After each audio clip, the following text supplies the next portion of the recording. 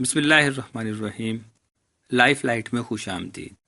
P T A Pakistan telecommunication authority کے headquarter Islamabad میں ایک اہم اجلاس ہوا۔ اجلاس کی صدارت چیئرمین پی ٹی اے نے کی، جبکہ پاکستان ٹیلی کام اتھارٹی کے دیگر افسران نے بھی شرکت کی۔ اجلاس میں 2 موبائل فون کمپنیوں کے سربراہوں اور 2 کمپنیوں کے نمائندوں نے شرکت کی۔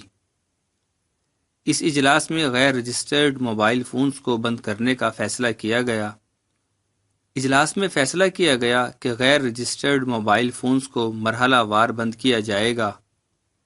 پہلے مرحلے میں 30 لاکھ سے زائد غیر قانونی موبائل فونز بند کیے جائیں گے۔ اجلاس میں بتایا گیا کہ پہلا موبائل فون اس ہفتے بند ہوگا، اور جو صارف اپنا موبائل فون بند ہونے کے بعد ٹیکس ادا کرے گا تو ادائیگی کرنے والے صارف کا موبائل فون 8 گھنٹے کے اندر بحال ہو جائے گا۔